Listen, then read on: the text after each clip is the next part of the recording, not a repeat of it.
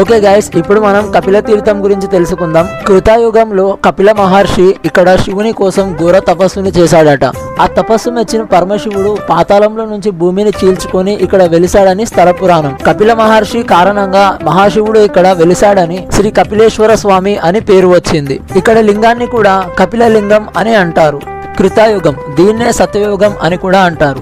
ఆ తర్వాత త్రేతాయుగంలో అగ్నిదేవుడు ఈ క్షేత్రంలో ముక్కంటిని పూజించాడంట. అందుకనే ఇక్కడ లింగాన్ని ఆగ్నేయలింగం అని కూడా అంటారు. తిరుపతి కొండపై నుంచి ప్రవహిస్తూ దాదాపు 25 అడుగుల ఎత్తు నుంచి ఆలయ ప్రాంగణంలోకి దూకుతుంది ఆకాశగంగ.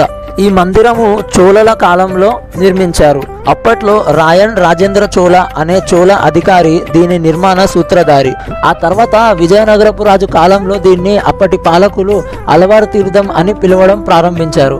విజయనగరం పరిపాలన చివరి రోజుల్లో అక్కడి నుంచి వచ్చిన సేవుసాని అనే ఒక దేవదాసి ఈ మందిరానికి ఎన్నో సేవలు చేసిందంట.